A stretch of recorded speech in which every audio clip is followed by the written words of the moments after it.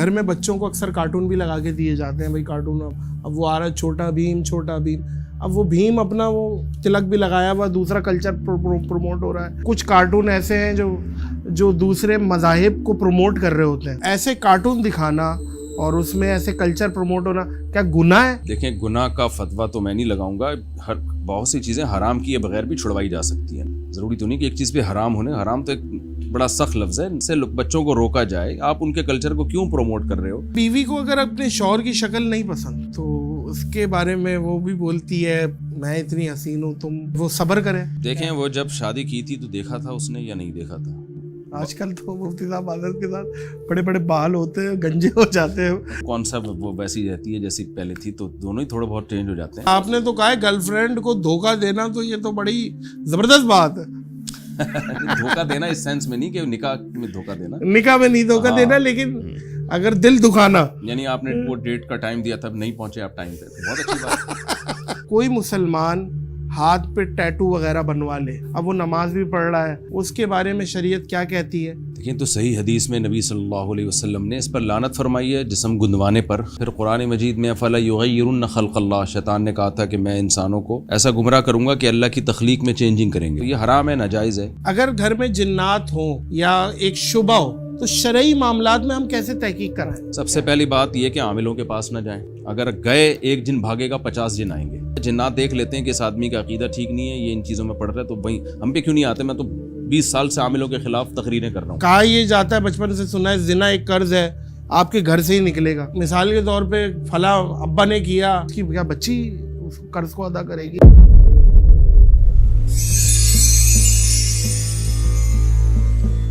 اللہم صلی علی سیدنا و مولانا محمد وعلی آلہ وصحبہ وبارک وسلم وصلی علیہ.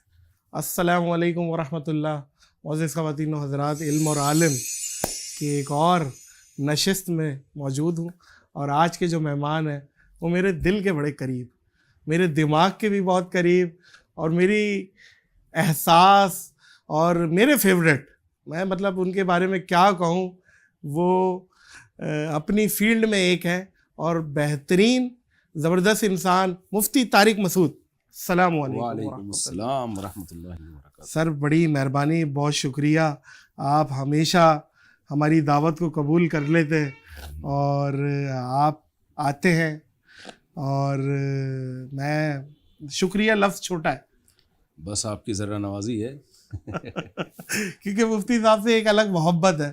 آپ لوگوں نے پوڈ کاسٹ وغیرہ بھی دیکھی ہوں گی، تو مفتی صاحب کے ساتھ تو بہت ساری ہوئی ہے، لیکن یہ علم اور عالم ان کے بغیر ہونا امپاسبل تھا. بلکہ میں نے شاید پیغام آپ کو پہنچایا تھا پہلی ہی ایپیسوڈ کا کہ مفتی صاحب میں نے یہ بھی شروع کیا ہے، تو آپ اس پہ بھی نظر کرم کریے گا. مفتی صاحب، اچھا کوئی مسلمان ہاتھ پہ ٹیٹو وغیرہ بنوا لے، ایک تو یہ کتنا گناہ ہے یہ بھی بتا دیں، اور اگر بنوا لیا ہے اب مشینی ٹیٹو، اب وہ نماز بھی پڑھ رہا ہے اور وہ چھٹ بھی نہیں سکتا، اس کے بارے میں شریعت کیا کہتی ہے؟ ٹیٹو بنوانا پہلے وہ کہاں تک اس کا گناہ ہے، اور اس کے بعد وہ چھٹ نہیں رہا ہے، اب وہ نماز وغیرہ بھی پڑھ رہا ہے، کہیں نماز تو ضائع نہیں ہو رہی؟ لیکن تو صحیح حدیث میں نبی صلی اللہ علیہ وسلم نے اس پر لعنت فرمائی ہے، جسم گندوانے پر. اردو میں اس کو جسم گندوانا کہتے ہیں. تو صحیح حدیث میں اس پہ لعنت ہے. پھر قرآن مجید میں فَلَا يُغَيِّرُنَّ خَلْقَ اللَّهِ، شیطان نے کہا تھا کہ میں انسانوں کو ایسا گمراہ کروں گا کہ اللہ کی تخلیق میں چینجنگ کریں گے. وہ اس سے بڑی کوئی چینجنگ ہو نہیں سکتی کہ اللہ نے آپ کی ایک اسکن بنائی ہے، آپ نے اس کو کھود کے اس کے اندر توبہ اپنا نام ڈال دیا. تو یہ حرام ہے، ناجائز ہے. اب ظاہر ہے کر لیا جب کسی نے، تو اب ایک عمل ریورس اگر ہو سکتا ہے تو کرے، نہیں ہو سکتا تو سوائے توبہ کی اب کوئی آپشن نہیں ہے. تو وہ اسی میں نماز پڑھے، کیونکہ مجبوری ہے. جی اکثر دیکھا جاتا ہے کہ کوئی نان مسلم ہے، وہ کنورٹ ہوا، اور پہلے اپنی زندگی میں وہ بلڈر تھا اور ٹیٹو شیٹو بنائے ہوئے ہیں، تو اب وہ ہو گیا ہے مسلمان، لیکن وہ اب اسی جسم میں گھوم رہا ہے. بس اب توبہ کریں، اور تو کوئی آپشن نہیں ہے. بے شک ایسے ہی. اچھا مفتی صاحب، اکثر دیکھا گیا ہے کہ دوسرے جو جتنے بھی مذہب ہیں، کرسچنس ہیں، ہندو ہیں، ان کے جو تہواروں پہ مسلمان بڑے آگے بڑھ کر سیلیبریٹ کرتے ہیں، اور نعوذ باللہ وہ کرسمس کی سیلیبریشن ان کو دے دیتے مبارکباد. میری کرسمس بولنا کیا ہے وہ ذرا، اور اس کا معنی کیا ہے وہ بھی ذرا بتا دیجیے گا. اور کسی کو ہولی کی آپ بدھائی دینا، اس پہ ہمارا کیونکہ ول آف گاڈ ہے. شریعت کیا کہتی ہے؟ جی دیکھیں نبی صلی اللہ علیہ وسلم نے مذہبی رسومات میں غیر مسلموں کی مشابہت سے منع کیا ہے. ان کو مذہب میں آپ شریک نہیں ہو سکتے کسی بھی لحاظ سے. تو ہمیں 2 عیدیں دی گئی ہیں، عید الفطر، عید الاضحیٰ. تو میری کرسمس ہے یا اس طرح کے ہندوؤں کو ان کی جو ان کی بھی تہوار ہوتے ہیں اس موقع پر مبارکباد دینا اسلام میں جائز نہیں ہے. یعنی ان کے مذہبی تہواروں کو لوگ یہاں پر ایک اشکال کرتے ہیں کہ 2 اشکالات عام طور پہ کیے جاتے ہیں. ایک یہ کہ وہ بھی تو آپ کو عید میں مبارکباد دیتے ہیں، وہ بھی دیتے ہیں، اس وقت تو لے لیتے ہو، اس وقت تو کیچ کر لیتے ہو، اور جب پھر کیا. ہاں ٹھیک ہے نا. اور دوسری بات یہ کہ اسلام تو ایک امن اور محبت کا درس دیتا ہے. تو قرآن مجید نے غیر مسلموں کے ساتھ اچھے سلوک کا الگ سے ہمیں حکم دیا ہے. بے شک. لا ينهاكم الله عن الذين لم يقاتلوكم في الدين ولم يخرجوكم من دياركم ان تبروهم، کہ جو غیر مسلم میدان جنگ میں لڑتے نہیں ہیں تو اللہ تمہیں حکم دیتا ہے کہ ان سے اچھا سلوک کرو. اللہ تمہیں اچھے سلوک سے منع نہیں کرتا. صحیح. اللہ اچھے سلوک کرنے والوں کو پسند کرتا ہے. اللہ نے قرآن میں کہا. ہم دیکھتے ہیں صحابہ کرام میں، خود نبی کی سیرت میں آپ یہودیوں کو ہدیے بھیجا کرتے تھے. آپ کی زوجہ حضرت صفیہ وہ یہودی خاندان سے تھی، وہ یہودیوں کو گفٹ دیا کرتی تھیں کہ میرے رشتہ دار ہیں یہ. صحیح. تو اچھے سلوک کا ہمیں حکم ہے. آپ کا پڑوسی ہے، کوئی بھی ہے، آپ جس ملک میں رہتے ہیں وہاں غیر مسلموں سے آپ اچھا سلوک کریں. اس میں تو یہ تو اجماع امت سے یہ بات ثابت ہے. ابھی یہ جو کرسمس لیکن اچھے سلوک کی ایک لمٹ ہے، مذہب میں نہیں. اکثر لوگ کہتے ہیں بھائی وہ آپ کو عید کی مبارکباد دیتے ہیں تو آپ کیوں نہیں دے سکتے. بھائی بات یہ ہے کہ اگر کوئی ہندو مسجد میں آتا ہو، آنے پر پابندی نہیں ہے، تو کیا آپ کے لیے جائز ہوگا آپ مندر میں جا کے عبادت کریں؟ بے شک. اگر کوئی ہندو آپ کے ساتھ نماز پڑھنے لگتے ہیں کہ بھئی ہم دیکھنا چاہتے ہیں نماز میں کیا ہے، تو ٹھیک ہے، موسٹ ویلکم، آپ 100 دفعہ آئیں.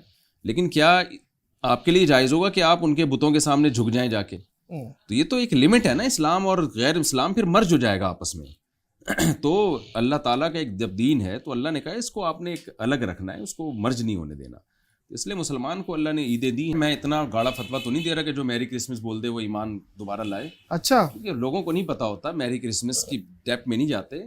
تو آج آپ میری کرسمس کا مطلب لوگ یہ سمجھتے ہیں کہ وہ مبارکباد، آگے اتنی ڈیپ میں نہیں جاتے. تو ایمان اور کفر کے فتوے میں بہت احتیاط کی ضرورت ہوتی ہے. کسی کا مقصد حضرت عیسیٰ کو اللہ کا بیٹا قرار دینا نہیں ہوتا. ٹھیک ہے. مسلمانوں کا یہ عقیدہ ہے کہ اللہ کا کوئی بیٹا نہیں ہے، لم یلد ولم یولد. تو میری کرسمس ایک ٹرم بن چکی ہے، اصطلاح بن چکی ہے. اس کے حقیقی معنی کیا ہے وہ لوگوں کے پیش نظر نہیں ہوتے. اس کا وہ مفہوم ہوتا ہے، جیسے میں کہتا ہوں نا، لوگ کہتے ہیں اتنی صلواتیں سنا کے چلا گیا. صلوات کا لفظ تو اب درود کے معنی میں اور نمازوں کے معنی میں آتا ہے. تو اب کیا بولیں گے اس نے درود کا مذاق اڑایا؟ نہیں بھائی. صلوات جب وہ لفظ کسی اور سینس میں استعمال ہوتا ہے تو اس کا مفہوم کچھ اور ہوتا ہے. بالکل ہے. لغت جو ہے نا، لغت اتنی پیچیدگیوں میں نہیں جاتی ہے. کوئی بھی زبان، کوئی بھی لینگویج جو ہے وہ دیکھتی ہے کہ اس کا لوگ کیا مطلب لے رہے ہیں.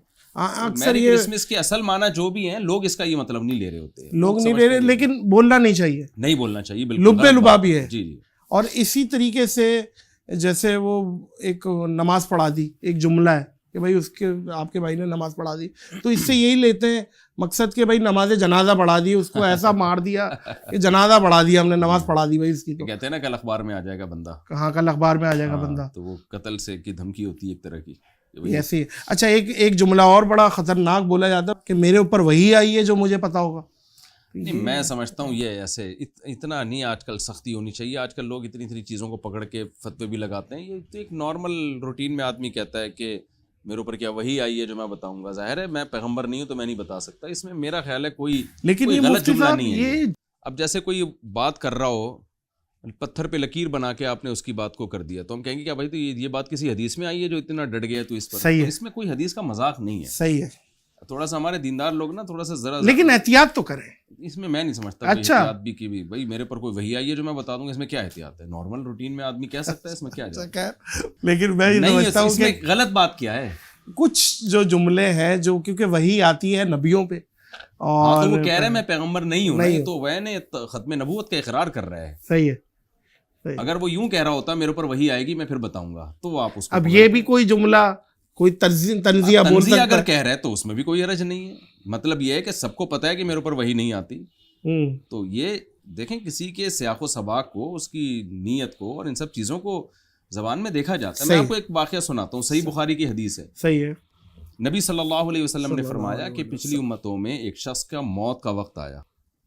اس نے لوگوں سے کہا کہ لوگوں مجھے ایسا کرنا, مارنے کے بعد نا کاٹ پیٹ کے جلا کے راکھ میری بکھیر دینا. اچھا, ابھی مجھے پورے حدیث کے الفاظ یاد نہیں ہیں, یا آپ مضمون بتا رہے ہیں, جانوروں کو کھلا دینا, کچھ اس طرح کا صحیح ہے.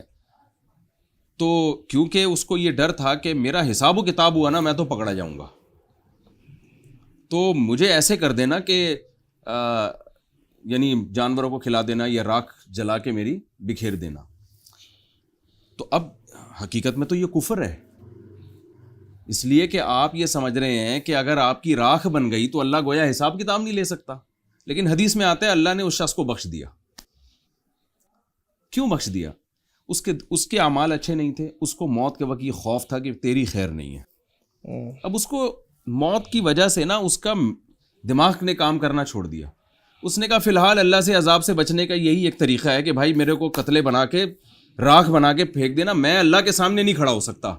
اللہ کو اس کی یہی ادا پسند آئی کہ کم از کم اس کو حساب و کتاب کا خوف بھی ہے نا. آپ کو پتہ ہے کتنے ابو جہل جب مر رہا تھا کم بخت مرتے ہوئے بھی فرعونیت ختم نہیں ہوئی تھی, گردن نیچے سے کاٹو تاکہ سردار کی گردن, ہاں سردار کی گردن.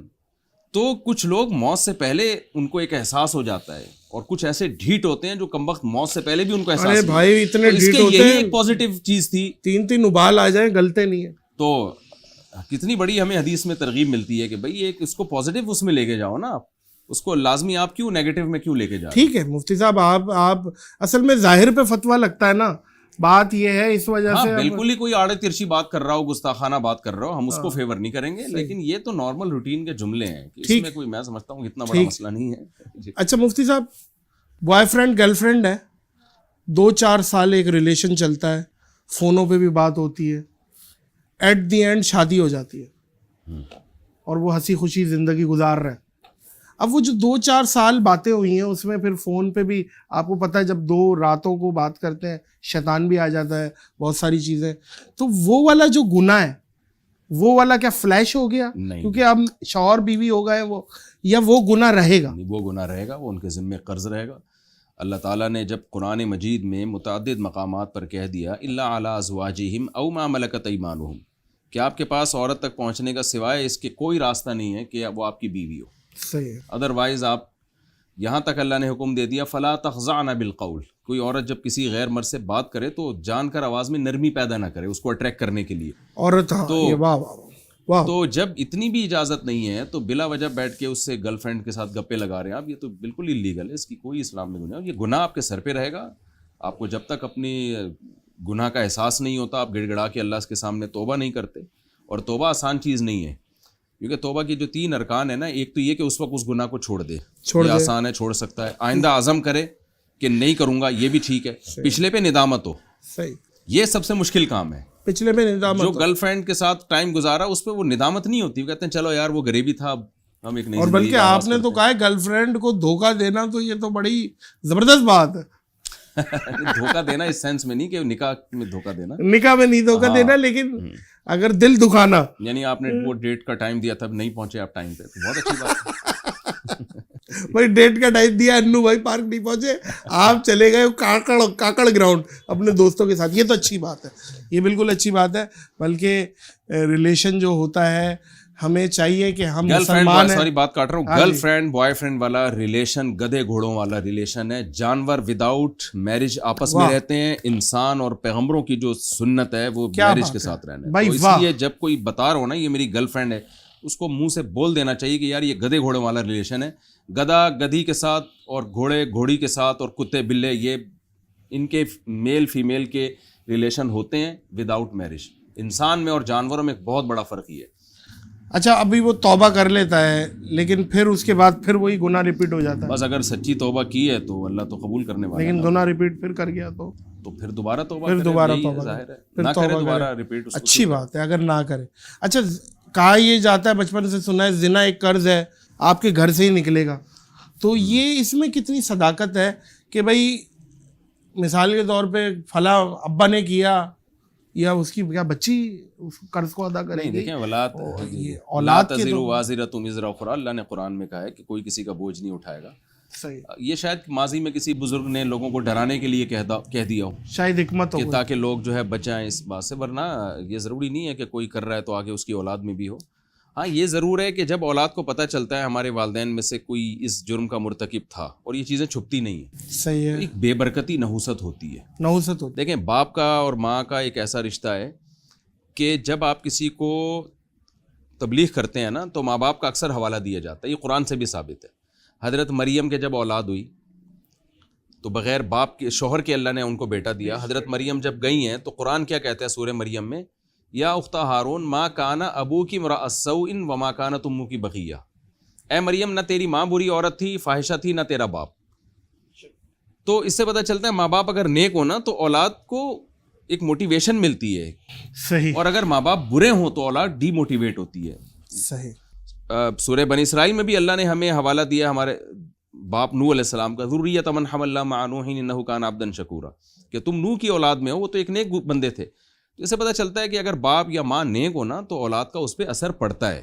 برے ہوں گے تو وہ ڈی موٹیویٹ ہوتے ہیں, ان کو ایک شیطان کو ورغلانے کا موقع ملتا ہے کہ یار ہمارے تو باپ دادا سے یہ چیز چلی آ رہی ہے, ہم نے کر لیا تو یہ نحوست اولاد میں ٹرانسفر ہو سکتی ہے.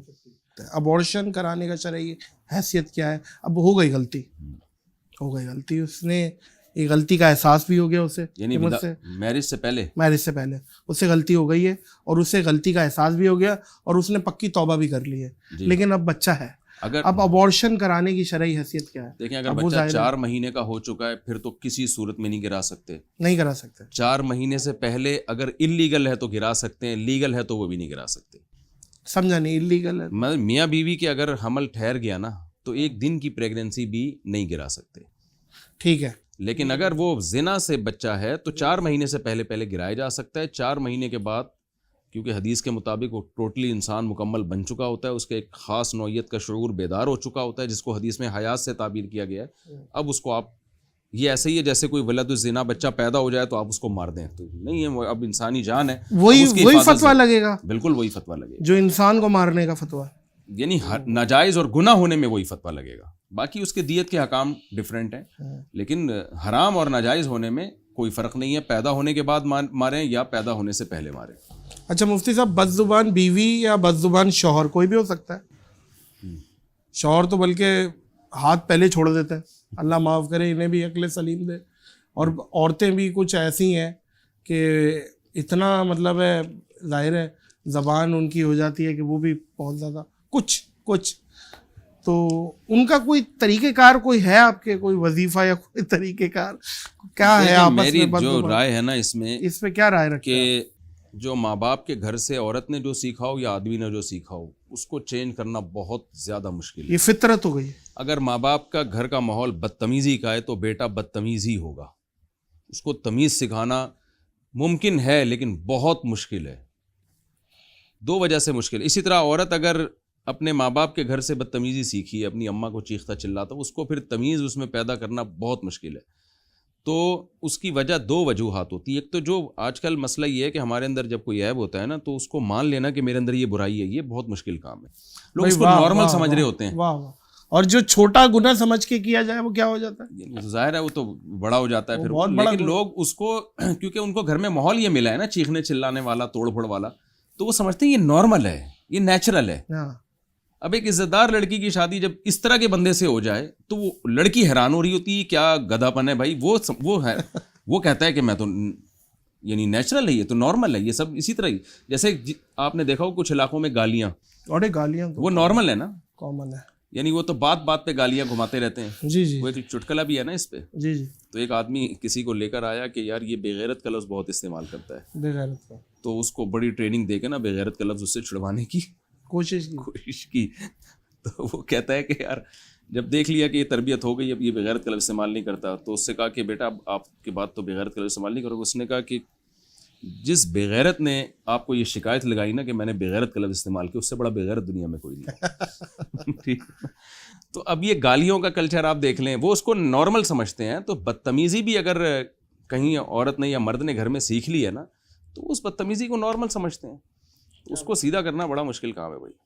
کیا خواتین کلر کرواتی ہیں اکثر؟ وہ جو ہوتے ہیں براؤن سے کروا لیے, برگنڈی کرا لیے, مرد حضرات بھی بڑے آگے اسٹکنگ کرا لیتے ہیں, تو اس کی کیا شریعت میں اس میں کوئی گناہ تو نہیں ہے؟ جائز ہے, بس 40 سال کے بعد بلیک کلر جائز. فیشن والا دیکھیں وہ جو کلر تو ایک کچھ براؤن ہے, کوئی اسٹرکنگ کروا لی, کوئی حرج نہیں ہے اس میں, کوئی ناجائز ہونے کی کوئی دلیل ایک نہیں یوں کر کے. اچھا بدتمیزی والی بھی کٹنگیں چل رہی ہیں مفتی صاحب, یوں کر کے چونچ بنا کے نا کٹنگ کی وہ برگنڈی کر دی ہے, چونچ برگنڈی کر لی ہے. کٹنگ کی میں بات نہیں کر رہا, میں کلر کی بات کر رہا کلر پہ پتہ ہے, ہوں. کلر کوئی بھی کیا جا سکتا ہے, 40 سال کے بعد بلیک کلر کی اجازت نہیں ہے, بلیک کلر کی اجازت نہیں ہے.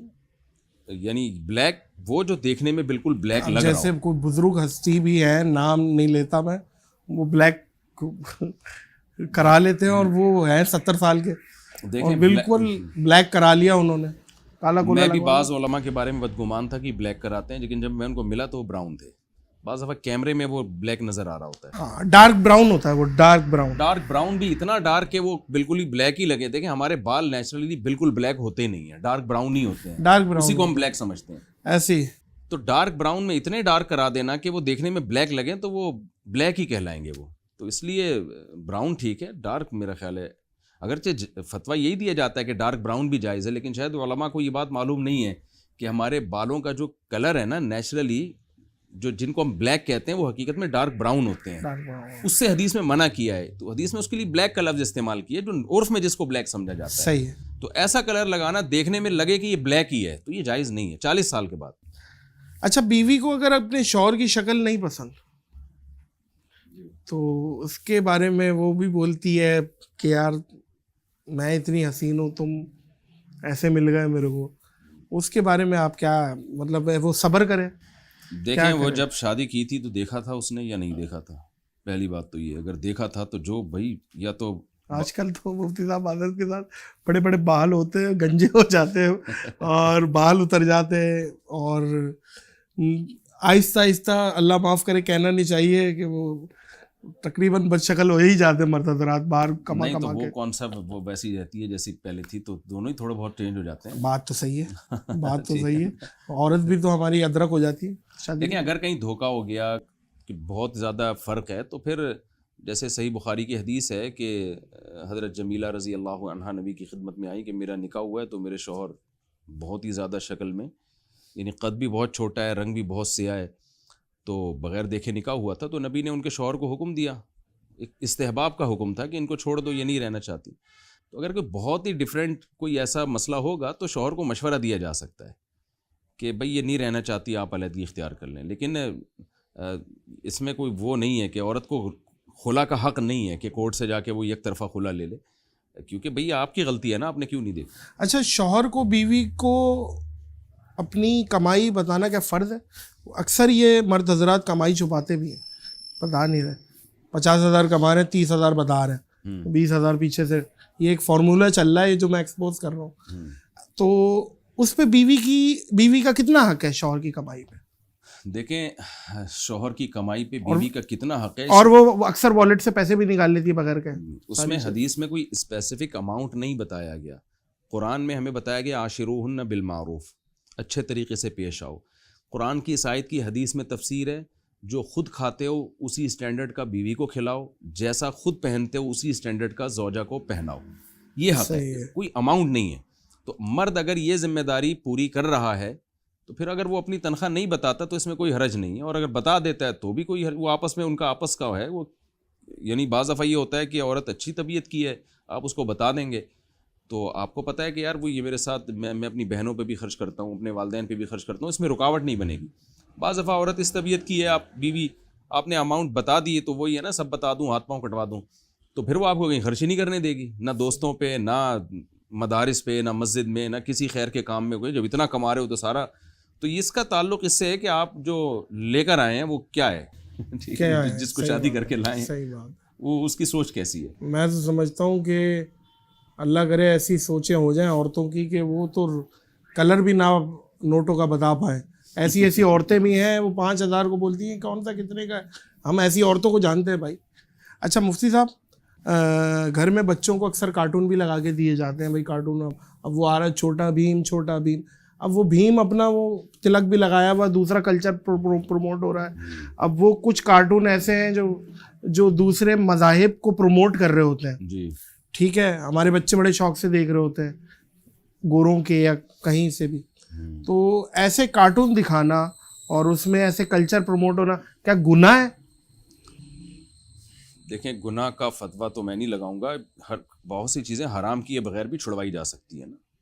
ضروری تو نہیں کہ ایک چیز پہ حرام ہونے. حرام تو ایک بڑا سخت لفظ ہے, برا عمل ہے. برا اس سے عمل منع کیا جائے, اس سے بچوں کو روکا جائے. آپ ان کے کلچر کو کیوں پروموٹ کر رہے ہو؟ نہیں, اسے تو ماں باپ کو روکا جائے نا, وہ لگا کے کیوں دے رہے ہو؟ جب کارٹون موجود ہیں, اور ہمیں بھی چاہیے نا, ہمارے مسلمانوں کو بھی چاہیے کوئی ایسی چیزیں بنائیں جو ایم آئی والے بناتے ہیں, اور کچھ یہ جو مدنی چینل والوں نے بھی کچھ اچھے جو بات ہے تعریف جس کی جو بنتی ہے. اس ٹائم میں دعوت اسلامی کی کو خراج تحسین پیش کروں گا. انہوں نے جو ایک کارٹون سیریز بنائی ہے غلام رسول کے نام سے, اور وہ اتنا اچھا اس میں میسج دیا جاتا ہے, اور اتنے اچھے کارٹون ہیں کہ وہ بچے دیکھیں. لیکن ہمارے بچے بھی تو مفتی صاحب بڑے ڈھیٹ ہیں, وہ بھی اور وہ بیبی شٹ ڈو ڈو ڈو ڈو وہ لگا لو. اب وہ سمجھ آ رہا ہے انہیں. جب دوسرا لگائیں گے تو آہستہ آہستہ اس کے عادی ہو جائیں گے. عادی کرنا بہت ضروری ہے, کیونکہ یہ میں آج آپ کو بتاؤں کہ ماں باپ کو اس چیز میں بڑا اہم کردار ادا کرنا پڑے گا, اور اس چیز کو بڑا پریکٹس کرنا پڑے گا اگر آپ نے ان چیزوں کو ہٹانا ہے. اور بہت سے ہدہد ٹی وی ایک ہے, میں یہاں پہ ان کا بھی ذکر کروں گا کہ وہ بہت اچھے کانٹینٹ بچوں کے اور اسلامک کانٹینٹ پروڈیوس کرتے ہیں, وہ دکھائے جائے اور وہ زیادہ بہتر ہے. بلکہ یہ جو بڑے بڑے چینل ہیں یہ کوکو میلن ٹائپ کے, یہ تو بچے کو ہپنوٹائز کر لیتے ہیں مفتی صاحب. الگ الگ کلر اور یہ دکھا کے وہ جانور دوسری جانور سے نکل کے بچہ ہپنوٹائز ہو کے بیٹھا ہوا ہوتا ہے.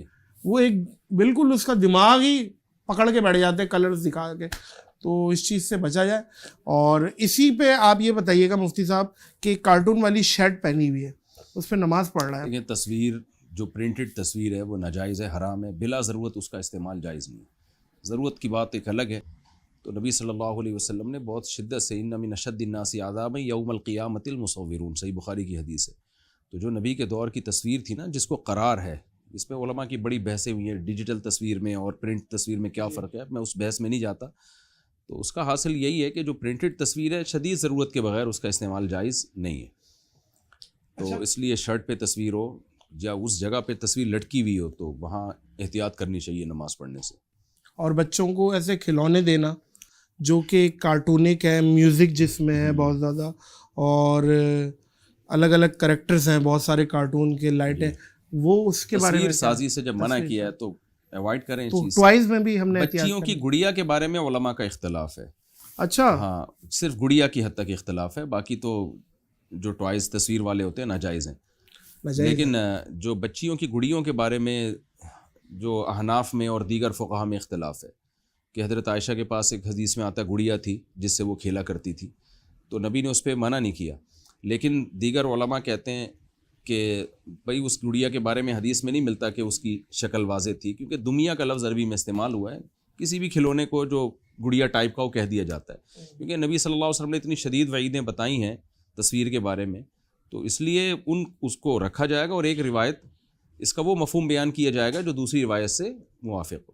لیکن بعض حضرات اس کے قائل ہیں کہ بچی کی حد تک گنجائش ہے تاکہ اس کو, کیونکہ اس کی نیچر کا حصہ ہی ہے. لیکن بہرحال احتیاط اسی میں ہے کہ گڑیا میں اپنی بچیوں کو دلاتا ہوں تو اس کی آنکھ ناک کان کو مس کر دیتا ہوں میں. اور اب میرے بچے ماشاءاللہ یعنی آنکھ نکال دی یا اس کو تھوڑا سا کالا کر دیا, اس کو شکل بگاڑ دی اس کی. اور میری بچیاں ماشاءاللہ اتنی اب وہ اس میں ٹرینڈ ہو گئی ہے کہ ہم جب کھلونے خریدنے جاتے ہیں بچی کہتی ہے ابو میں گڑیا دلا دیں, میں اس کے منہ خراب کر دوں گی. وہ کہتی ہے ابو بلکہ گڑیا نہ دلا آپ تو خراب ہی کر دیں گے. نہیں, وہ بچیوں کو گڑیوں سے ایک لگاؤ ہوتا ہے, بے شک فطرت کا حصہ ہے, بے شک ایسی دلا دینی چاہیے, منہ اس کا تھوڑا سا آڑا ترشا کر دیں. نہیں بالکل بالکل صحیح ہے, ٹھیک ہے, ایگری. سالگرہ منانا, کیک کاٹنا, غبارے لگانا, فائر ورکس چل رہے بڑم, اور سالگرہ کٹ رہی ہے, پری برتھ ڈے سیلیبریشن ہو رہی ہے ایک دن پہلے, برتھ ڈے والے دن سیلیبریشن ہو رہی ہے, پوسٹ برتھ ڈے سیلیبریشن ہو رہی ہے ایک دن بعد. یہ کیا ہے, یہ کس حد تک ہے حماقت؟ اس کو یوں کہا جائے گا کہ ایک ایسا کام کر رہے ہیں جس کے نہ کوئی لاجک نہیں ہے, کوئی سر پیر نہیں ہے. حالانکہ سال گرا, ایک سال گرا, یعنی آپ کی زندگی کم ہو رہی ہے, آپ موت کے قریب جا رہے ہیں, اور آپ لوگ اس پہ ایک سوال یہ کرتے ہیں کہ یہ ہم لوگ اگر کسی چیز پہ خوش ہو رہے ہیں تو یہ مولانا لوگوں کو ہماری خوشی سے تکلیف کیوں ہو رہی ہے؟ یعنی اگر ایک خوشی منا کے ہم تھوڑا سا انجوائے کر رہے ہیں تو چلو ایک زندگی کا ایک سال کم ہو گیا تو غم سے کیا فائدہ ہے, تو اگر تھوڑا سا خوش ہو جائیں گے تو کیا. وہ اس پہ بولتے ہیں نا کہ بھائی ہم نے ایک سال جی لیا, ہم اس کی خوشی منا رہے ہیں. جی لیا نا. تو دیکھیں خوشیاں فیوچر کی ہوتی ہیں, ماضی کی نہیں ہوتی. گزر گئی گزران, کیا جھونپڑی کیا میدان. بھائی جو گزر گئی ہے وہ تو گزر گئی نا. واہ ایک پھانسی کے پھندے پہ ایک آدمی لٹکنے والا ہے, لٹکا ہوا ہے, اور کہنے کل آپ کو لٹکانا ہے, تو وہ کہہ رہا ہے کوئی بات نہیں یار, میں نے لائف کو اتنا انجوائے کیا, کوئی کل لٹک جاؤں تو کیا ہوگا. ٹھیک ہے نا. اور اس کے برعکس آپ اسی مثال کو الٹا لے جائیں, ساری زندگی جیل میں گزر گئی, کل اس کو رہائی ملنے والی ہے, اور وہ مرنے والا ہے بھلے, ہاں وہ رہائی ملنے والی ہے, اس کی خوشیاں کا ہو, تو فیوچر کو سوچ کے خوش ہوگا فیوچر کو کہ میری رہائی ہونے والی ہے, بھلے اس کے دن کم ہی ہو. ہاں. تو یہ کہ فیک خوشی ہے سالگرہ کی, جس کی کوئی لاجک نہیں ہے, کوئی سر پیر نہیں ہے. تو ہمیں خوش ہونے سے لوگوں کے کوئی تکلیف نہیں ہے. ہم کہتے ہیں آپ کے پرینک دیکھ کے خوش ہو جائیں نا. کیا بات ہے مفتی صاحب, واہ واہ واہ. لیکن یہ فیک والی بات جو آپ نے بولی ہے نا, فیک خوشی, یہ 100% دیکھیں یہ سب ان لوگوں کے کام ہیں جو اندر سے خوش نہیں ہوتے. خدا کی قسم, جی ہاں, بھائی واہ, جو اندر سے خوش نہیں ہوتے, مصنوعی خوشیاں, مصنوعی خوشی, نقلی پن, اور اپنے آپ کو دکھانا کہ ہم کتنے خوش ہیں. جی جی. اور پوسٹیں کرنا اور سوشل میڈیا پہ دکھانا کہ بھائی میں تو بہت. میں آپ کو ایک چھوٹا سا چٹکلا سناتا ہوں نا. ہمارے دوست جرمنی میں, انہوں نے ایک پنجاب کی ایک شادی کی ویڈیو دکھائی کسی گورے کو. اب آپ کو پتہ ہے پنجاب میں بہت سے لوگوں میں رواج ہے ناچنے کا, تو وہ ناچ رہے تھے. تو گورے نے کہا یار ان سب نے پی ہوئی ہے. تو میرے شاگرد ہیں, انہوں نے کہا کہ کہتے ہیں میں نے گورے سے کہا نہیں. تو کہنا یہ بغیر پیے اتنے خوش کیسے ہیں کہ ناچ رہے ہیں یہ لوگ. تو میں نے کہا دوبارہ گورے سے ملاقات ہونا تو اس سے کہنا کہ تمہیں اس پہ حیرانگی ہو رہی ہے کہ بغیر پیے اتنے خوش کیسے ہیں کہ ناچ رہے ہیں. ایسے بھی لوگ موجود ہیں ہمارے پاکستان میں کہ جو ناچے بغیر خوش ہوتے ہیں, ان کو پینا تو دور کی بات, خوش ہونے کے لیے ناچنے کی بھی ضرورت نہیں, تو ان کو اس تکلف کی بھی ضرورت نہیں.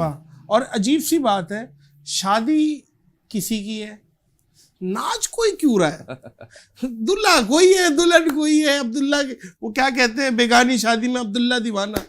عجیب سی بات ہے بھائی, کسی اور کی خوشی ہے, خوشی ایکسپریس کرنے کے اور دوسرے طریقے ہیں. یہ ناچ کے اور باقاعدہ جھومرے ڈال کے, یہ بھی اچھا. اگر مرد حضرات آپس میں جھومر ڈالے جائیں گے, دیکھیں ناچنا تو ایک الگ چیز ہے نا. ناچنا یہ تو میرا خیال ہے اس دلیل سے میں اتفاق ہوں, اس کی شادی میں آپ کے خوش ہیں, دوستوں کی شادی میں انسان خوش ہونے پر کوئی پابند, خوش ہو شریعت کی حدود کے اندر رہ کے خوش ہونا. یہ لیکن وہ بھائی دلہا سے زیادہ خوش ہوا ہوا, اچھل رہا ہے, ناچ رہا ہے, اور ایک طوفان بدتمیزی. آپ کو پتہ ہے شادیوں میں کیا کیا نہیں ہوتا. دیکھیں خوش ہونے پر پابندی نہیں ہے, لیکن ناچنا مناسب نہیں ہے, بس اس کی وہ کی جائے گی. بالکل ٹھیک ہے. اپنے آنر کو بتائے بغیر, مثال کے طور پہ اس نے کہا یار یہ لے آؤ, اور پیچھے سے ایک کمیشن رکھ لیا, اور آنر کو بھی وہ چیز لا کے دے دی اتنے میں ہی, مطلب نقصان نہیں دیا, اور چپکے سے کمیشن رکھ لیا. جائز نہیں ہے. وجہ اس کی یہ ہے کہ جب آپ کسی کی طرف سے کوئی چیز خریدتے ہیں تو آپ اس کے وکیل ہوتے ہیں. صحیح.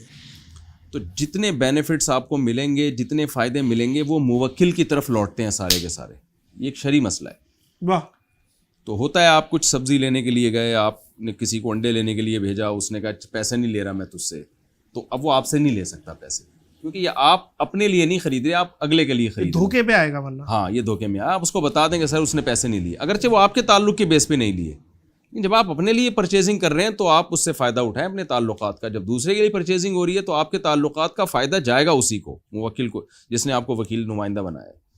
اچھا مفتی صاحب, عورت مردوں کو بھی چیک کر رہی ہوتی ہیں ہاسپٹلوں میں, چیکنگ ہو رہی ہوتی ہے, یہ دیکھ رہی پیر میں لگا ہے اور یوں ہاتھ لگا کے, اور ان کے کام کا حصہ ہے, اور مرد حضرات بھی یہ چیک کر رہے ہوتے ہیں. اس کا تھوڑا سا بتا دیں کہ یہ میڈیکل فیلڈ میں کیا ہے, اس پہ ہیلا نکالا ہوا ہے؟ بالکل ناجائز ہے, حرام ہے, ناجائز ہے. اسلامی ریاست ہے, اس میں قانون سازی ہونی چاہیے کہ فیمیل, ایک طرف ہم کہتے ہیں لڑکیوں کو ڈاکٹر بناؤ کیونکہ لڑکیوں کا علاج پھر کرے گا کون. یہ اسی وجہ سے تو کہتے ہیں کہ لڑکیاں لڑکیوں سے علاج کروائیں نا. تو آپ نے فیمیل ڈاکٹرز کی تو بھرمار رکھ دی, لیکن لڑکیوں کو چیک اپ جب میل کر رہا ہے اور میل کا چیک اپ فیمیل کر رہی ہے, تو وہ تو سارا فلسفہ ہی آپ نے برباد کر دیا نا. کہیں کوئی اسپیسیفک کوئی ضرورت پڑ جائے نا, کوئی ایمرجنسی کیس آیا ہے, کچھ میل ڈاکٹر نہیں ہے, اب ظاہر ہے اس کی جان پہ بنی ہوئی ہے, تو اس میں چلو فیمیل مجبوری ہے, جان بچانا تو پہلے ہے نا. لیکن نارملی یہ بالکل حرام ہے, ناجائز ہے, بے غیرتی ہے, بے شرمی ہے. اور ہمارے پاس بہت کیسز آتے ہیں, گھر تباہ ہو رہے ہیں. ڈینٹسٹ کے بہت کیس آتے ہیں. ڈینٹسٹ تو آپ کو پتہ ہے پورے منہ میں گھسے ہوئے ہوتے ہیں. وہ تو ہاں وہ تو ڈینٹسٹ کہ میں نہیں کہہ رہا کہ سارے ڈینٹسٹ ایسے ہوتے ہیں, بہت اچھے بھی ہیں الحمدللہ, لیکن جب یہ یہ جو یورپ میں تحریکیں چلی ہیں نا 100 سال پہلے کہ آزادی ہو آزادی ہو, اس وقت ان کو نہیں پتا تھا کہ ہم یہاں تک پہنچ جائیں گے اس آزادی کے نتیجے میں جہاں آج پہنچے ہوئے ہیں. نسلیں ختم ہو گئی, میرج سسٹم ختم ہو گیا, خالو پھپھا چچا کبھی نہیں سنا ہوگا آپ نے, گوروں میں خالہ چچا صاحب سیٹ ابھی تباہ ہو گیا. تو یہ ان کو اگر پتا ہوتا نا 100 سال بعد ہم یہاں یہ بن جائیں گے, تو وہ بے پردگی کا ماحول پیدا نہیں کرتے. اس وقت انہوں نے تھوڑا سا ماڈرن بننے کی کوشش کی اور تھوڑا سا جو ہے نا کہ آزادی ملنی چاہیے. تو اس آزادی کا آج سوسائٹی میں اثر تو دیکھیں نا, پورا خاندانی نظام تباہ و برباد ہو گیا. تو یہ چیزیں اسٹیپ بائی اسٹیپ چلتی ہیں. آج صرف علاج کی حد تک ہے, کل تھوڑا سا آگے بڑھیں گے, کل اس سے آگے بڑھیں گے, حیا ختم ہو جائے گی. تو اسلام نہیں اس چیز کو بالکل اس کی اجازت دیتا. بے شک. اچھا مفتی صاحب, گھر جب بناتے ہیں, کنسٹرکشن کرتے ہیں, تو اکثر اونٹ کی ہڈی کونے میں ڈال دیتے ہیں اور اس سے دیمک کے بچاؤ کے لیے بھی ڈالی جاتی ہے, اور جنات وغیرہ کے بھی کچھ لوگ کہتے ہیں کہ اس سے بھی بچا جا سکتا ہے ان چیزوں سے. اس کے بارے میں کیا بکواس ہے, فضول بات ہے, فضول بالکل نہ سر نہ پاؤں. یہ دیمک میں بھی, دیمک کا تو ڈاکٹر یا کہ حکیم بتائے گا آپ کو, اس کا دیمک تو جنات سے کوئی تعلق نہیں, جنات سے کوئی ہڈی مٹی کا تعلق نہیں. ہاں حدیث میں یہ ضرور ہے کہ جنات کی خوراک ہڈی ہے, لیکن اس کا یہ مطلب نہیں ہے کہ آپ ہڈی ڈالنا شروع کریں گے تو وہاں جنات آنا شروع ہو جائیں گے, یا یہ کہ جنات بھاگ جائیں گے, ایسا کچھ بھی نہیں ہے. اگر گھر میں جنات ہوں یا ایک شبہ ہو کہ بھئی اس گھر میں جنات ہے, تو شرعی معاملات میں ہم کیسے تحقیق کرائیں؟ سب سے پہلی بات یہ کہ عاملوں کے پاس نہ جائیں. اگر گئے ایک جن بھاگے گا 50 جن آئیں گے. عامل خود ایک بہت بڑا جن ہوتا ہے, بڑا بھوت ہوتا ہے. ہاں وہ خود بھوت ہوتا ہے. جنات دیکھ لیتے ہیں کہ اس آدمی کا عقیدہ ٹھیک نہیں ہے, یہ ان چیزوں میں پڑ رہا ہے, تو وہیں ہم پہ کیوں نہیں آتے. میں تو 20 سال سے عاملوں کے خلاف تقریریں کر رہا ہوں, ہم پہ کیوں نہیں کوئی جن آتا بھائی؟ کچھ بھی نہیں کر سکتے الحمدللہ. ان کے پاس یہ تو بیچارے وہ لوگ قوم کے وہ لوگ ہوتے ہیں جن کو ہم لفٹ کراتے ہیں تو ان کو کچھ پیسے مل جاتے ہیں, ہم لفٹ کرانا چھوڑ دیں تو یہ جن سے بھی کوئی کام نہیں لے سکتے. تو اگر شبہ ہو کہ یہاں پہ کوئی جنات, بھائی شبہ کیوں ہو رہا ہے آپ کو؟ شبہ نہ نہیں ہوگا تو نہیں ہوں گے جنات. جس کو شبہ ہوگا نا وہاں ہوں گے. اب بولو نہیں ہے, گورے کے جن کیوں نہیں آتے مجھے آپ یہ بتاؤ. سعودی عرب میں عربیوں کے جن کیوں نہیں آتے؟ اب آنا شروع ہیں جب سے پاکستانی عاملین وہاں گئے ہیں علاج کرانے کے لیے. لیکن جب تک سعودی عرب میں پاکستان سے جو پیر لوگ ہیں اور مرشد قسم کے لوگ ہیں وہ جن بھگانے کے لیے سعودی عرب نہیں گئے تھے, سعودی عرب میں جنات کا نام و نشان نہیں تھا. صحیح ہے. آپ جاپان گئے ہیں, کوئی جن دیکھا آپ نے جاپان میں؟ میں نے تو آپ یہاں سے کسی عامل کو لے جائیں, پھر دیکھو ہر جاپانی جو سائنٹسٹ بھی ہوگا نا وہ چھوڑ کر اس عامل کے پاس بیٹھا ہوگا, یار میرے پہ جن آ رہے ہیں. یہ ان کی کوئی نحوست ہے. جس علاقے میں عامل جائے گا وہاں جنات ہوں گے. متحرہ ایمریٹس میں جو ہے نا, ایک ہمارا دوست ہے پٹھان ہے, کہہ رہے میں 15 سال رہا ہوں, میں نے ایک شخص کو بھی نہیں دیکھا کسی پہ جن آیا ہو. اور گاؤں میں آئے ہو تو ہر دوسرے آدمی پہ جن چڑھا ہوا ہے. عورتوں پہ بھی اکثر ہاں, تو یہ وہی ان عورتوں پہ ہی آتا ہے جو عاملوں سے علاج کراتی ہیں, جو اس طرح کے وظائف پڑھ رہی ہوتی ہیں. آپ جن فری ہو جائے, جن آپ سے فری ہو جائے, فری نہیں ہوگا کبھی بھی. اچھا, وہ کہہ گیا چھوڑ بھائی. کوئی ایسا واقعہ نہیں ہے آپ کے نزدیک جو آپ نے سنا؟ جنات کا وجود برحق ہے, جن آ بھی سکتا ہے لیکن اتنا نہیں جتنا آ رہا ہے. اور اگر آ جائے, پہلی بات یہ ہے کہ سب سے پہلے نفسیاتی ڈاکٹر کو دکھائیں آپ. 99.9% کیسز دماغی ہوتے ہیں. کوئی ڈپریشن, کوئی ٹینشن ہوتی ہے, آدمی اوٹ پٹانگ قسم کی حرکتیں کر رہا ہوتا ہے. آپ نے جن چڑیل بھوت کے چکر میں اس کا علاج ڈیلے کر دیا اور وہ اور زیادہ خراب ہو جائے گا. پھر وہ ڈاکٹروں سے بھی نہیں سنبھلتا. فوراً کسی اچھے ڈاکٹر کو دکھائیں, وہ میڈیسن سے سیدھا کر دے گا اس کو.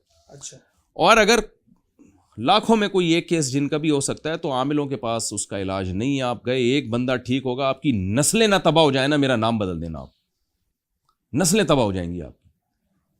تو اس کا حل یہی ہے, سورہ فلق سورہ ناس پڑھ کے دم کیا جائے, بس. ٹھیک ہو جائے ٹھیک ہے, نہیں ہو جائے تو اللہ پہ توکل اعتماد. حدیث میں آتا ہے, ایک صحابیہ نبی کی خدمت میں آئی, یا رسول اللہ مجھ پہ آسیب آتا ہے اور یہ جو ہے نا میری یہ کنڈیشن ہوتی ہے. تو آپ نے فرمایا اگر تم صبر کرو گی نا اس پہ تو میں تمہیں جنت کی ضمانت دیتا ہوں, ورنہ میں دعا کروں گا تم ٹھیک ہو جاؤ گی لیکن پھر جنت کی گارنٹی نہیں ہے. ان صحابی نے کہا مجھے جنت کی ضمانت چاہیے, میں اسی بیماری میں رہنا چاہتی ہوں. تو پتہ چلا کہ بھائی ہر بیماری کا علاج نہیں ہے. کچھ بیماریاں ہیں جو اللہ نے صبر کے لیے رکھی ہیں. تو اگر کسی پہ جن آ گیا ہے, سورہ فلق سورہ ناس پڑھے, زیادہ سے زیادہ اپنی مسجد کے امام صاحب سے, کسی نیک آدمی سے, بزرگ نمازی سے دم کروا لے. اس سے آگے اگر وہ بڑھے گا, میں گارنٹی سے کہہ رہا ہوں, اس کی نسلیں یاد رکھیں گی. وہ تعویذ فلیتے پلیتے اور جیب سے یہ پتہ نہیں کیا کیا, وہ مر جائے گا, کبھی جن چڑیل بھوت اس کو چھوڑیں گے نہیں. تو ان کو جتنا آپ اگنور کریں گے نا, ان چیزوں سے بچے رہیں گے, اور جتنا ان میں گھسیں گے آپ کی نسلیں برباد ہو جائیں گی. اور ایک دفعہ جو اس میں گھسا ہے نا وہ نکلا نہیں ہے.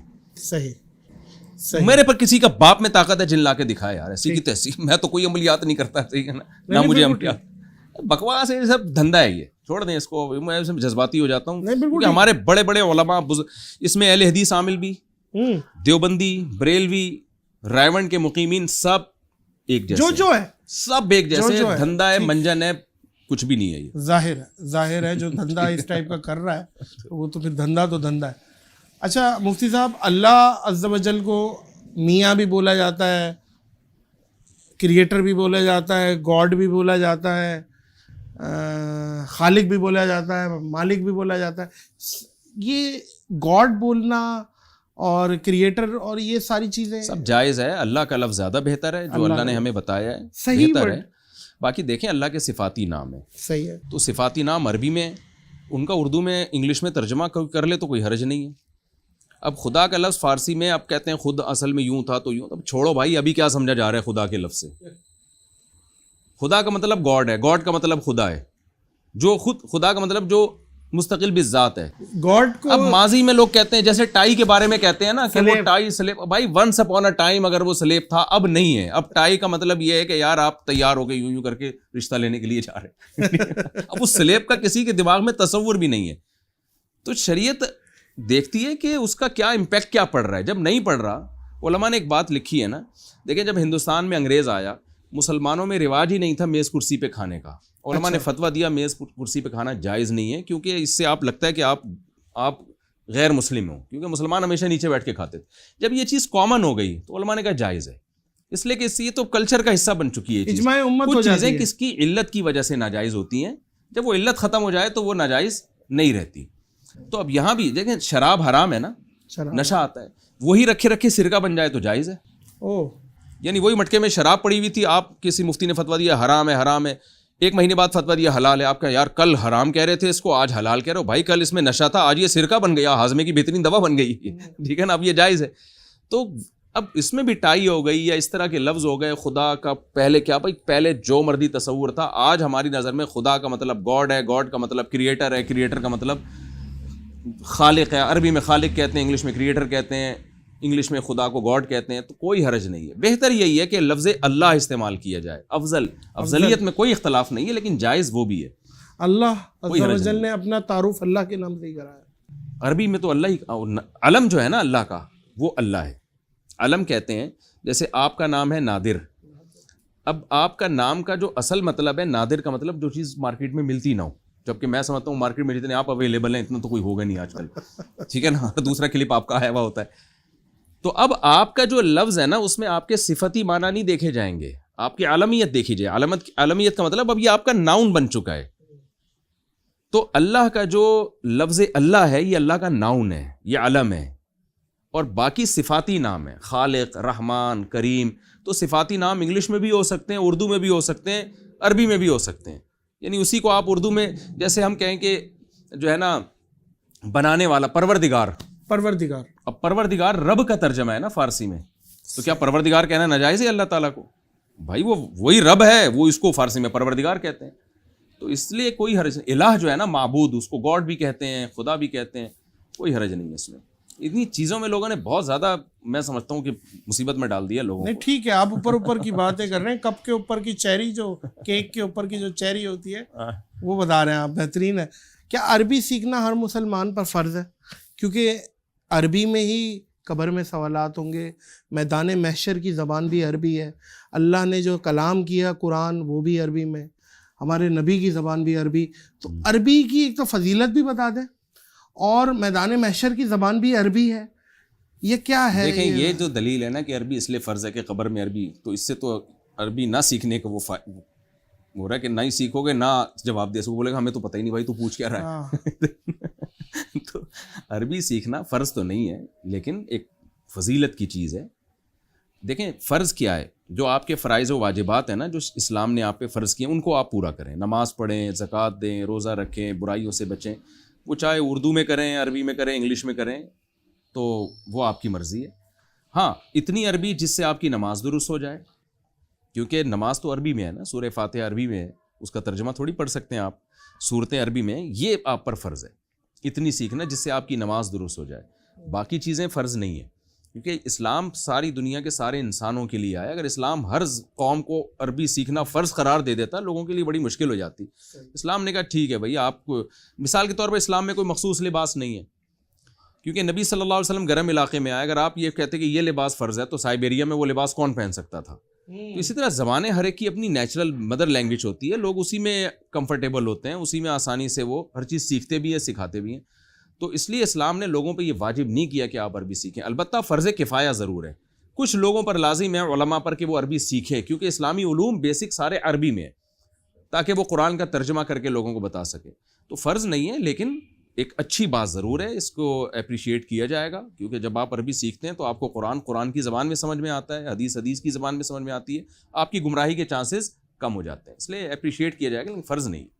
اچھا مفتی صاحب, یہ شادی میں تیار ہونا, بیوٹی پارلر سے جا کے خاتون تیار ہوتی ہیں اور ان میں بڑے مہنگے میک اپ ہوتے ہیں, اور یہ دلہا بھی تیار ہو رہا ہے, بڑے مہنگا میک اپ, اور پورا سال اس بندے نے بلیڈ نہیں لگوایا اور منہ صحیح سے نہیں دھویا, اس دن بالکل پپو چمی بن کے آیا ہوا, بالکل چیکو بچہ ہوا ہوا ہے, وہ بالکل گلابی ہوا ہوا ہے. اور اگلے دن پھر وہ جب گرم پانی سے منہ دھو کے آتے ہیں تو وہ دونوں ایک دوسرے کو وہ, تو اس میں اتنا زیادہ تیار ہو جانا شادی پہ کہ اگلے دن ہی شرمندگی ہو کہ یار. دیکھیں, پہلی بات تو یہ کہ شادی میں تیار ہونا یہ تو ایک نیچرل ہے نا. آپ کہیں بھی تقریب میں جاتے ہیں, آپ کہیں بھی تو ظاہر ہے تیار, تو یہ تو نیچرل چیز ہے نا, اس سے لوگوں کو روکنا تو غلط ہے. نہیں, اب جیسے میں آپ تیار ہوئے ہیں, ایک ویسٹ کوٹ ہم نے پہنے ہوئے, دیکھیں ہر ایک کا اپنا, ایک تو خواتین کے لیے تیار ہونا تو وہ تو ان کی زینت کا ہے. اول میں یونشأ فی الحلیہ, اللہ نے کہا عورت کی فطرت ہے کہ وہ زیورات میں پلتی ہے, تو وہ پھر ہر ایک کو جتنی اللہ نے مالی وسعت دی ہے وہ اسی حساب سے ہی ہوں گا نا. تو مردوں کا زیادہ مسئلہ ہے اس میں, دولہا کو چاہیے کہ وہ تیار ہو جائے, بس میرا خیال ہے ڈیٹول سے نہا لے, اتنا کافی ہے. ناجائز میں نہیں کہہ رہا, بیوٹی پارلر میں اگر جا رہا ہے, کوئی غیر شرعی کام اگر نہیں کر رہا تو ناجائز نہیں ہے, لیکن مردوں پہ یہ چیز جچتی نہیں ہے. ہاں, مردوں پہ یہ چیز جچتی نہیں ہے. مرد تو ویسی نیچرل بیوٹی ہوتا ہے. معزز خواتین و حضرات, 15 روپے کا ریزر لے لیں آپ, پہلا کرے چند, دوسرا چند, سمجھ رہے بات. اور میں سمجھتا ہوں عورت کی فطرت بھی نہیں ہے کہ وہ مرد کو بہت زیادہ زینت میں دیکھنا پسند کرتی ہے. خواتین جو نیچر پہ ہوتی ہیں نا, جی, وہ کہتی ہیں آدمی لگے ہمیں, آدمی لگے, ٹال, ڈارک اینڈ ہینڈسم. ایک انگریزی کی سینگ ہے کہ بھائی ایسا ہونا چاہیے بندہ. بہت سے رشتہ دار مفتی صاحب انوالو ہو جاتے ہیں, بہت اچھے کے چکر میں اچھا بھی چھوڑ دیتے ہیں, اور وہ نہیں بیٹا صبر کرو, کوئی اور آئے گا, سر پہ چاندی آ گئی. اور جہاں بہت سارے رشتہ دار مل کے فیصلہ کریں وہاں کبھی کچھ بھی نہیں ہو سکتا. میں آپ کو اپنا بتاؤں نا, میری جہاں شادی ہوئی تو جب میں سیکنڈ میرج کے لیے میں نے پیغام بھیجا, تو اب میری جو ہونے والی وائف تھیں ان کے والدین راضی تھے. رشتہ داروں نے کہا بھائی ان کے تو سیکنڈ ہے, تو ایکچولی یہ فلاں ڈھمکانا جو ہو رہا ہوتا ہے. میرے ساس سسر نے سوچا, بھائی مجھے بٹھایا, پوچھا, انہوں نے کہا لگا بھائی ہمیں تو سمجھ میں آ رہا ہے بندہ, گھر بھی میں نے دکھا دیا, یہاں رکھوں گا, یہ میری آمدن ہے. انہوں نے رشتہ داروں کو بتایا بغیر ہاں کر دی, تو ہو گئی شادی. آج میں اپنے بچے بھی لا جاؤں آپ کو, ٹھیک ہے نا. اگر وہ رشتہ داروں میں ہی پڑے رہتے, چچا نے نہیں اوکے کیا, ماموں ابھی رہتے ہیں, تو بھائی جہاں بھی دیکھیں اسلام میں ایک خلیفہ, ایک امیر, ایک بادشاہ, ہمیشہ ایک شخص جب اس کے پاس اختیار ہوگا تو فیصلے ہوں گے. جہاں ایک پوری کونسل بن جائے, مشاورتی کونسل, اور سب کے پاس رائٹ ہو, تو کبھی بھی کوئی کام ہو نہیں سکتا. تو اسلام نے باپ کو ولی بنایا ہے کہ یہ ہے جس کے پاس اتھارٹی ہے, یہ فیصلہ کر سکتا ہے. باپ کے علاوہ کوئی دوسرا باپ کی موجودگی میں ولی نہیں. بھی تو سن رہا ہے نا, پھر سب کی سن رہا ہے, تو وہ کیوں سن رہا ہے؟ سنے سب کی, فیصلہ کر دے بھائی مجھے سمجھ میں آ رہا ہے, آپ سائڈ پہ ہو جائیں. کسی کو حق نہیں ہے کہ وہ اعتراض کرے. جہاں بھی فیملی سسٹم مضبوط ہے نا, تو اسلام تو یہ چاہتا ہے فیملی سسٹم مضبوط ہو, لیکن اس کے کچھ سائڈ افیکٹ بھی ہو رہے ہیں. کہ شریعت نے کہا فیملی سسٹم تو بہت اچھی بات ہے, آپ کا خاندان بڑا ہو, لیکن اتھارٹی ایک آدمی کے پاس ہونی چاہیے. 40 سال لڑکیوں کی عمر ہو جاتی ہے, فیصلہ ہی نہیں ہو پاتا. تو یہ 100% ظلم ہے بھائی. ماں باپ جتنا اچھا بچے کے لیے سوچ سکتے ہیں اتنا کوئی بھی نہیں سوچ سکتا. اچھا, میں تو اب لوگوں سے کہتا ہوں کہ اگر باپ کو کوئی رشتہ پسند آ رہا ہے, رشتہ داروں سے مشورہ بھی نہ لو, بسم اللہ ان کو بتاؤ, مشورہ بھی نہ لو, ان کو بتا دو یہاں ڈن ہو گیا بھائی. وہ باتیں بنائیں گے, بناتے رہ جائیں گے, لیکن جب بچے کی عمر نکلے گی نا تو کوئی ساتھ نہیں دے گا پھر آپ کا. بالکل صحیح فرمایا, بالکل صحیح فرمایا. مفتی صاحب جاتے جو مرد حضرات ہمت کرنا چاہ رہے ہیں کہ دوسری شادی کرے, کیا طریقہ ہے؟ کر کے بتا دیں ہو گئی ہے، جو اکھاڑنا ہے اکھاڑ لو، یہی حل ہے اور اس کا کوئی نہیں. ہاں لیکن میں بار بار بتاؤں، دیکھیں 2 شادیوں میں دونوں کے ساتھ برابری، دونوں کے حقوق ضروری ہے. میری باتوں کا لوگ غلط فائدہ بھی اٹھا رہے ہیں، بہت سے اوٹ پٹانگ واقعات سامنے آ رہے ہیں. جناب شادی کر لی، پہلی کو لٹکا دیا، یا چند دن دوسری کے ساتھ ٹائم گزارا، اس کو پھر اگنور کرنا شروع کر دیا. یہ حرام ہے، ناجائز ہے. اللہ میاں نے بار بار کہا ان خفتم اللہ تعدلوا، حقوق پورے نہیں کرو گے تو تمہارے لیے اجازت نہیں ہے. بتانے کی ضرورت نہیں ہے. سوسائٹی میں اس کی نیڈ ہے، ضرورت ہے کہ آپ شادی کریں لیکن حقوق پورے کر کے. تو اب جب آپ پکا آپ کا ارادہ ہے میں حقوق پورے کروں گا، دونوں کے ساتھ برابر معاملہ کروں گا، تو پھر اللہ نے جب آپ کو پرمیشن دے دی ہے تو خواتین کی ضرورت بھی ہے. طلاق یافتہ، کنواری، بیوہ، بہت ساری عورتیں ہیں جن کو میاں ہی نہیں مل رہا. میں ابھی چند دن پہلے کی بات ہے، 1.5 ہفتہ بھی نہیں ہوا ہوگا اس واقعے کو. ایک خاتون نے مجھے جو ہے وہ روک کے مجھے میرا شکریہ ادا کیا. میں نے کہا میں طلاق یافتہ ہوں، میرے شوہر نے مجھ سے دوسری شادی کی، آپ کا بیان سن کے آپ کی وجہ سے مجھے ایک اچھا شوہر مل گیا. تو انہوں نے اپنے شوہر کو، ہسبینڈ کو وہیں بتایا، میری تصویر کھینچ کے نا بھیجی اپنے میاں کے پاس، ٹھیک ہے، کہ مجھے مفتی صاحب، تو کہ میاں نے کہا کہ میری طرف سے بھی صاحب کا شکریہ ادا کریں.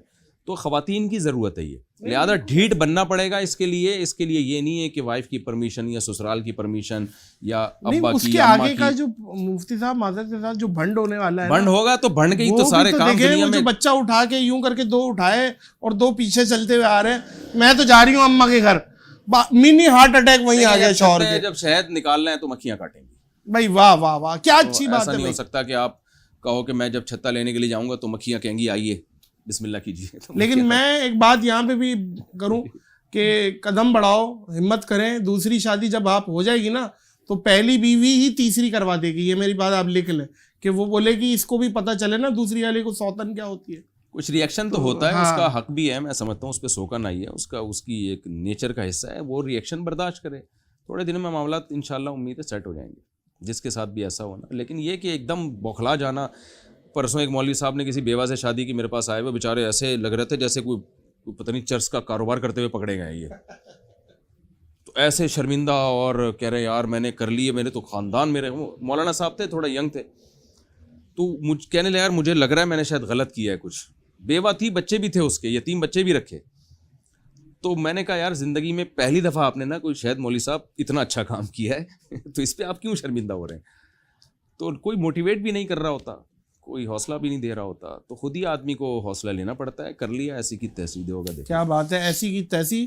اور مفتی صاحب ایک جاتے جاتے ایک سوال آخر میں آیا ہے ذہن میں، اگر شوہر بیوی کے ساتھ جب ازدواجی تعلق قائم کرے تو اگر غلط طریقہ استعمال کرے، دیکھیں حدود ہے نا شریعت کی، یعنی ہو گیا جی غلط طریقہ استعمال ہو گیا، بس توبہ استغفار کریں تو حرام کبیرہ گناہ ہے، یعنی کبیرہ گناہ. جی جو اللہ تعالیٰ نے جو ایک قرآن مجید میں بتایا ہے کہ جو جماع کا بڑا مقصد تو اولاد ہے نا، اولاد ہے، تو ایسی طرف آنا کہ جہاں جو نیچرل نہیں ہے، کوئی جانور بھی یہ کام نہیں کرتا، کبیرہ گناہ ہے. اس میں پھر توبہ استغفار کرنی چاہیے. اور اس کے دنیا میں نحوست یہ آتی ہے کہ پھر جو لوگ بھی غیر فطری طریقوں کو اختیار کرتے ہیں اللہ ان سے فطرت کی لذت چھین لیتا ہے. جیسے لوط علیہ السلام کی قوم لڑکوں سے بدفعلی کی عادی ہوئی، تو اب وہ لوط علیہ السلام کہہ رہے ہیں نکاح کرو، میری قوم کی بیٹی ہیں، انہوں نے کہا ہمیں رغبت ہی نہیں ہے. یہ دنیا میں نحوست ہوتی ہے کہ لوط علیہ السلام کہہ رہے ہیں جس عورت کو اللہ نے تمہارے لیے پیدا کیا تم اس کو چھوڑ کر آدمیوں کی طرف جاتے. انہوں نے کہا ہمیں اس میں رغبت ہی نہیں ہے. یہ کم عذاب ہے میں سمجھتا ہوں کہ آپ جو ایک نیچرل جو تھا جس میں سکون تھا، اطمینان تھا، خاندان آباد ہونا تھا، میاں بیوی میں ایک بے مثال محبت ہوتی ہے جو قرآن نے مثال دی، جعل بینکم مودۃ ورحمہ. میاں بیوی کی محبت کی اللہ نے مثالیں دی ہیں. سب سے پہلا رشتہ آدم اور حوا کا وجود میں آیا میاں بیوی کا، اولاد کا بھی بعد میں آیا ہے، ماں باپ کا بھی بعد میں آیا ہے. تو اتنا پیارا رشتہ آپ اگر غلط ٹریک پہ چلتے ہیں تو اللہ آپ کو اس کی لذت سے محروم کر دیتا ہے. تو یہ جو غیر فطری طریقے جو بھی اختیار کرتے ہیں نا، اس کے آخرت میں عذاب تو بعد میں، دنیا میں پہلا عذاب ان کو یہ ملتا ہے. اس سے بیماریاں جنم لیتی ہیں. تو توبہ کرنی چاہیے، توبہ کرنی چاہیے. اور ہمیں چاہیے کہ ہم آپ کا شکریہ ادا کریں. آپ نے اتنے قیمتی اسکیجول میں سے اپنا ٹائم نکالا اور آپ آئے. اور مفتی صاحب کی کل جاپان روانگی ہے، ٹوکیو جا رہے ہیں مفتی صاحب، تو وہ وہاں بھی ظاہر ہے تبلیغ اور بہت سارے مفتی صاحب کی مصروفیت ہے. پھر وہاں سے وہ آسٹریلیا چلے جائیں گے، پھر وہاں سے آسٹریلیا سے کالا بورڈ کی طرف، کالا بورڈ نہیں مطلب اور کوئی ملک چلے جائیں گے. تو مفتی صاحب کی مصروفیت ہے، اس مصروفیت میں ٹائم دیا. آپ کا ہمیشہ سے شکریہ ادا ہم کرتے آئے اور کرتے رہیں گے. جزاک اللہ. اللہ آپ کو جزائے خیر دے, اللہ آپ کو زوال نعمت سے بچائے. آمین. آپ ہمارے لیے ایک اثاثے کا درجہ رکھتے ہیں, نوازش آپ کی. اور انشاءاللہ دعا گوں اللہ پاک آپ کو خیر و عافیت سے آپ کی منزل پہ لے کے جائے. آمین. بہت بہت شکریہ. جزاک. معزز خواتین و حضرات, علم اور عالم کی آج بہترین ایپیسوڈ اور موسٹ اویٹڈ ایپیسوڈ بولوں گا اس کو, مفتی طارق مسعود صاحب کے ساتھ, اور امید کرتا ہوں کہ یہ سارے مسائل آپ تک پہنچے ہوں گے اور یہ اس مسائل سے آپ بہت کچھ نکالیں گے. مجھے اور مفتی صاحب کو دعاؤں میں یاد رکھیے گا, اس اپنے پن کے ساتھ کہ اپنا بہت خیال رکھیے گا. اللہ حافظ.